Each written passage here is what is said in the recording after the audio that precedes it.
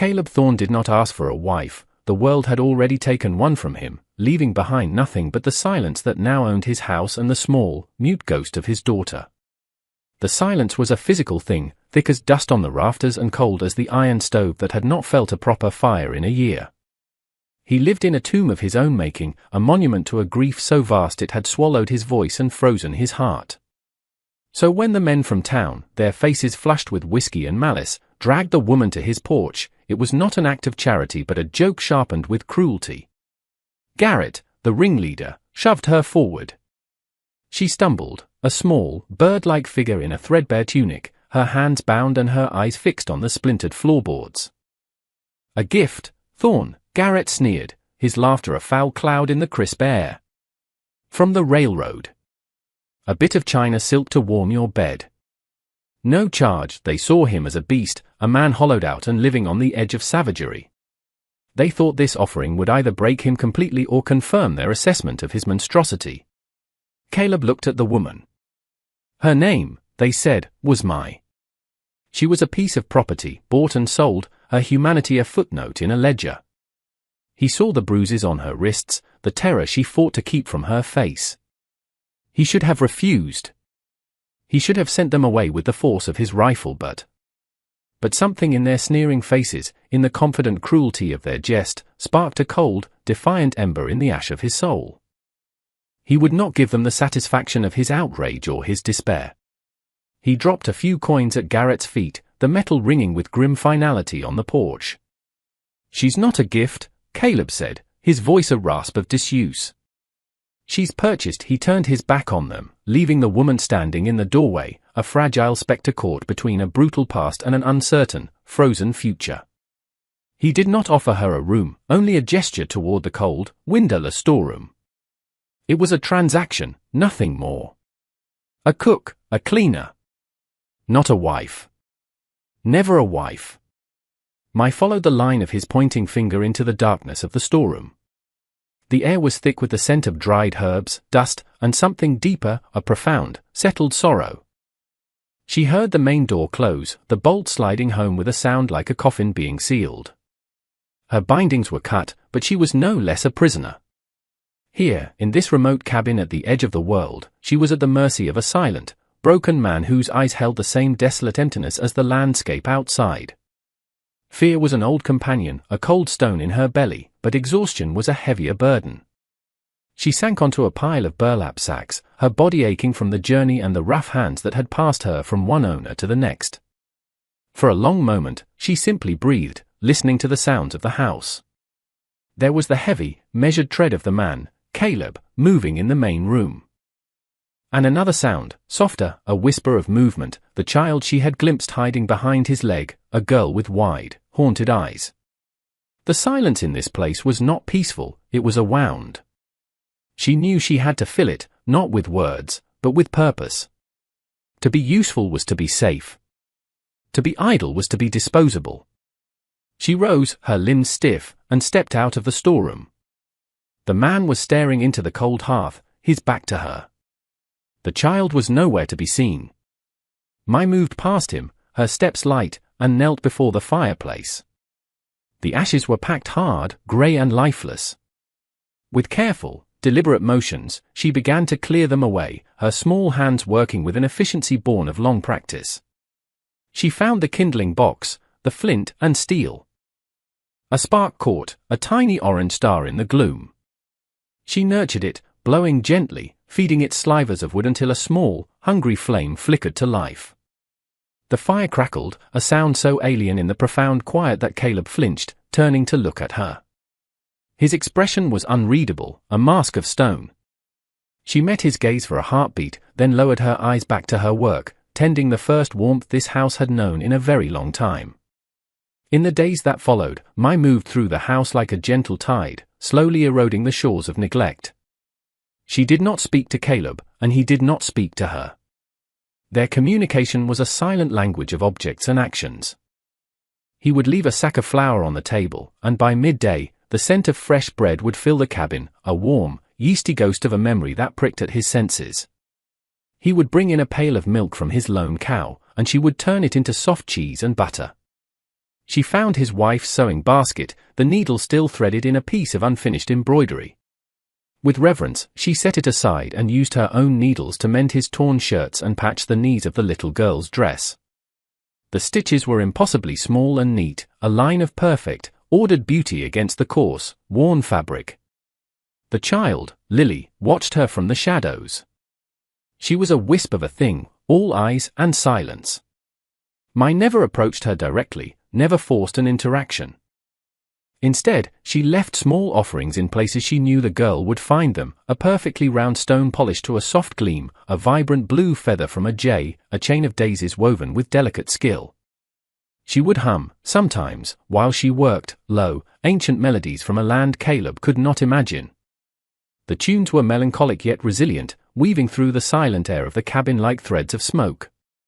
Caleb found himself listening, his hand stilling as he repaired a harness or sharpened an axe.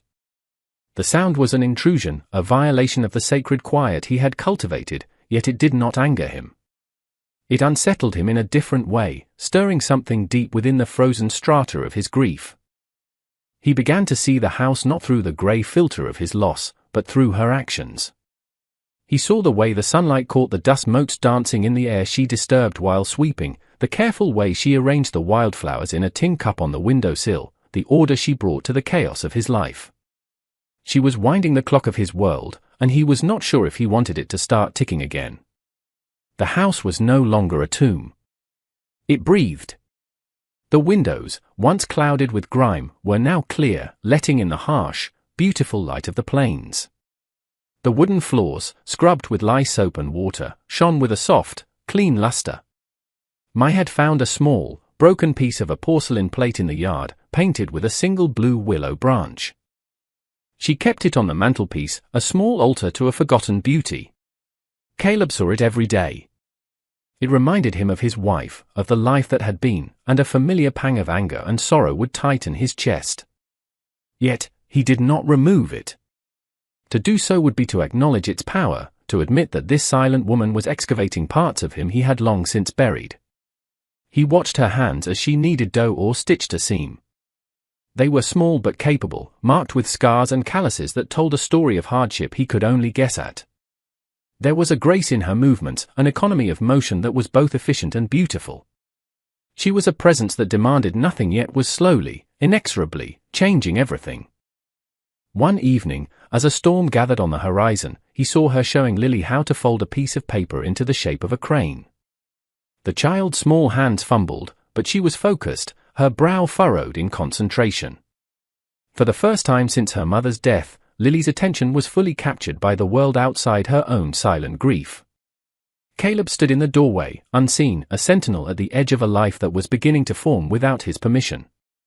He felt a strange, protective urge, followed swiftly by a surge of resentment.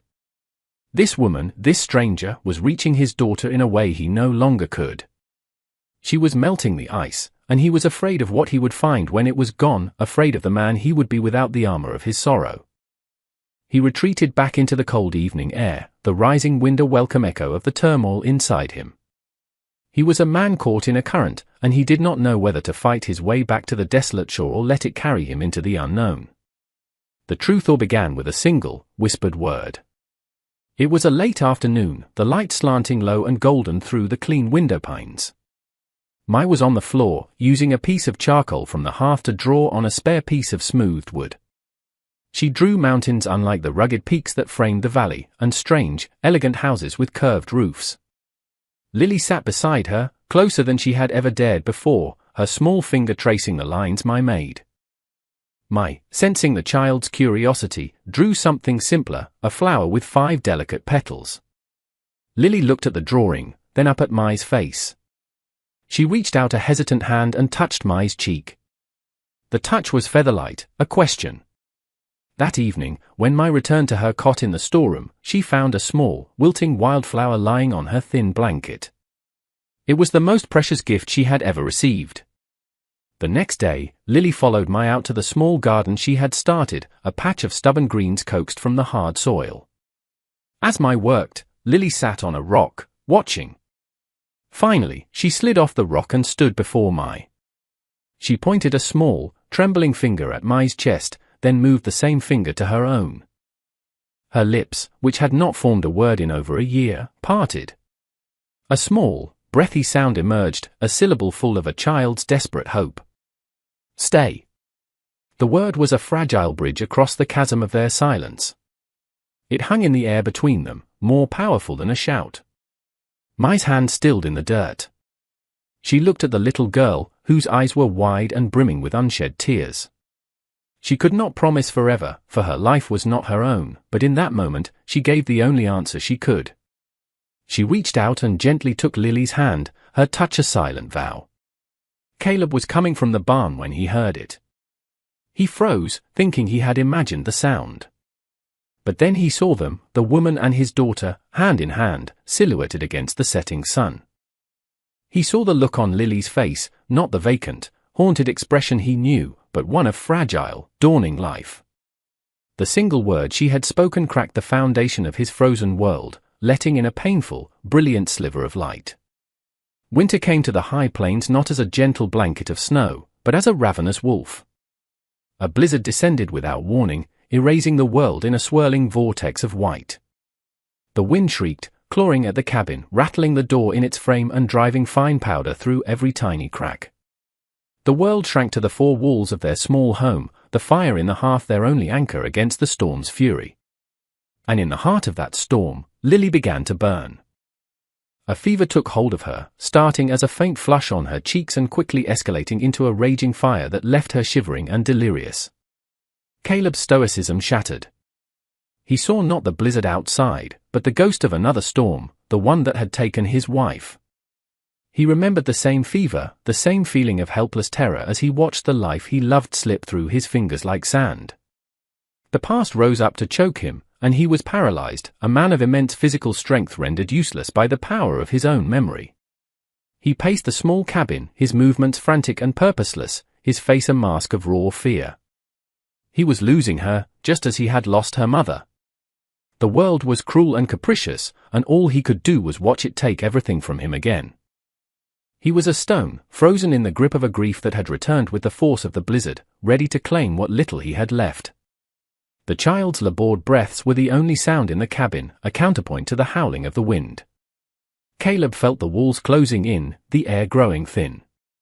He was drowning in his own powerlessness, a captain watching his ship sink for the second time. He looked at Mai, expecting to see her fear mirroring his own, but he saw something else entirely.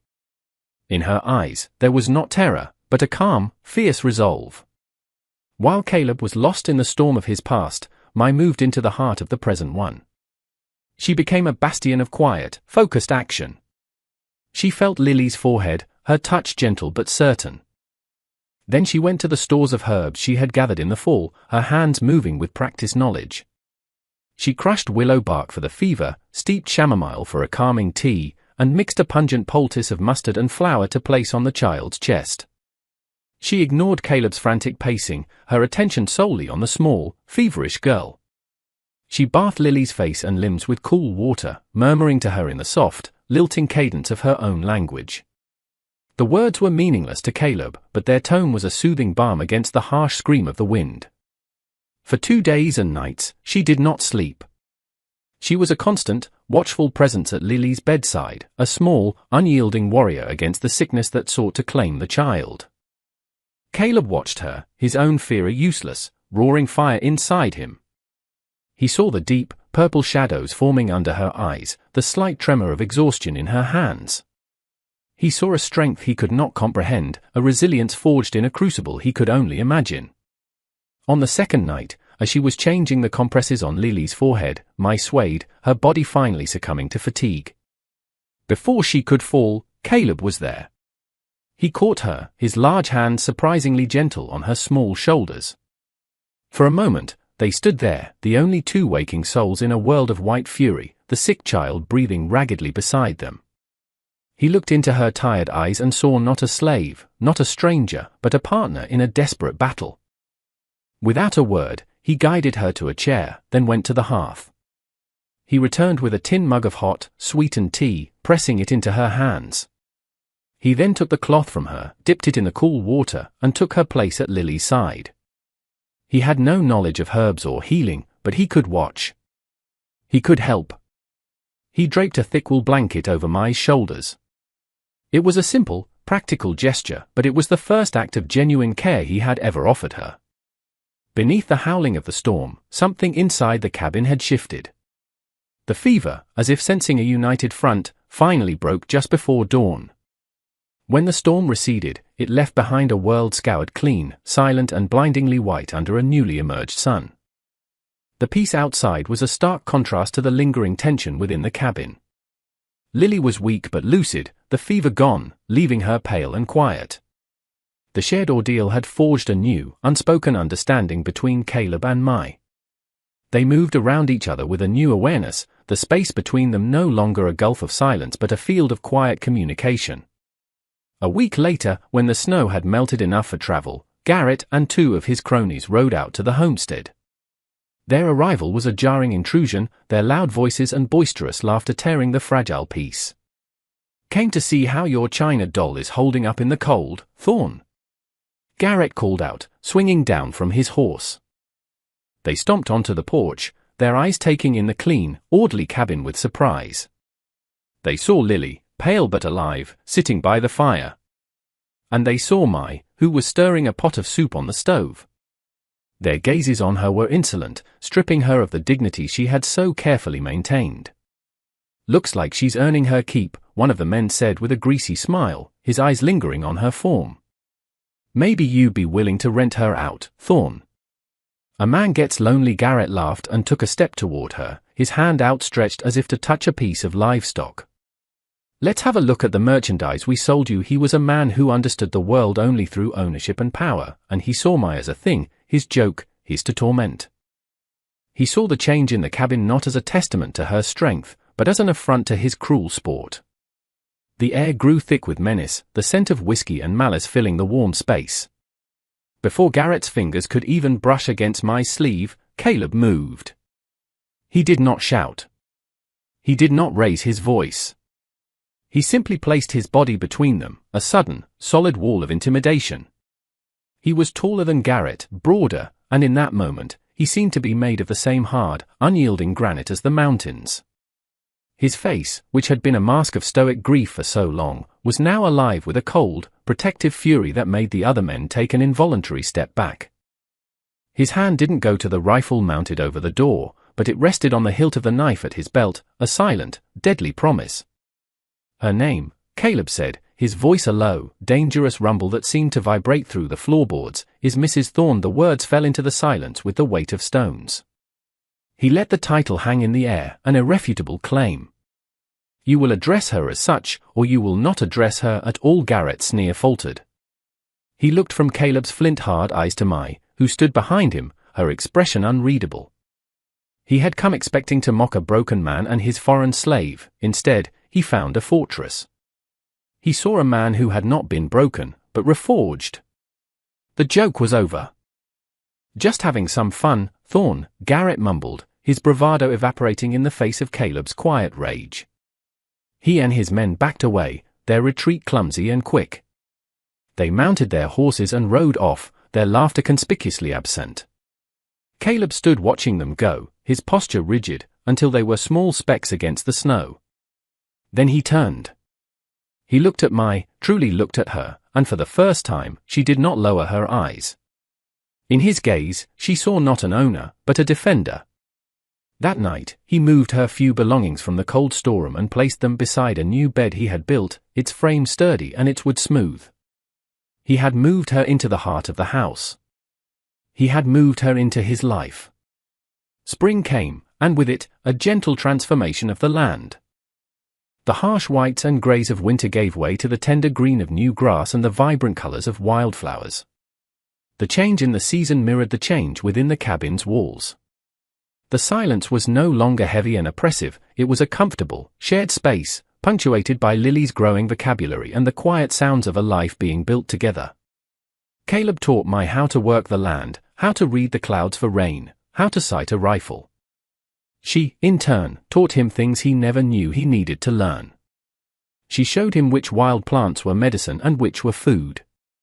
She taught him the names of the constellations as they were known in her homeland, painting a new map over the familiar night sky. They worked side by side, a silent, efficient team. The language barrier that had once seemed insurmountable was bridged by gestures, by shared tasks, by an innate understanding that grew between them like the persistent vines on the cabin walls. One evening, as they sat on the porch watching the sun bleed color across the horizon, Lily asleep in Mai's lap, Caleb reached over and took her hand. His palm was rough and calloused, but his touch was gentle. He turned her hand over and placed a small, simple ring on her finger. It was not store-bought.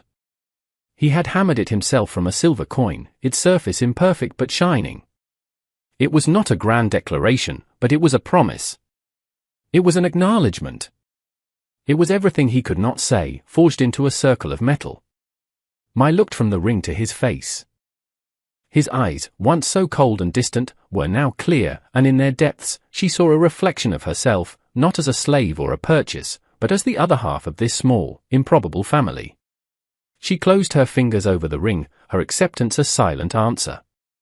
The cruel joke of a few hateful men had, through some strange and powerful alchemy of the human heart, become a love worth fighting for, a peace hard won, and a home built not of wood and stone, but of resilience, grace, and the quiet, stubborn refusal to remain broken.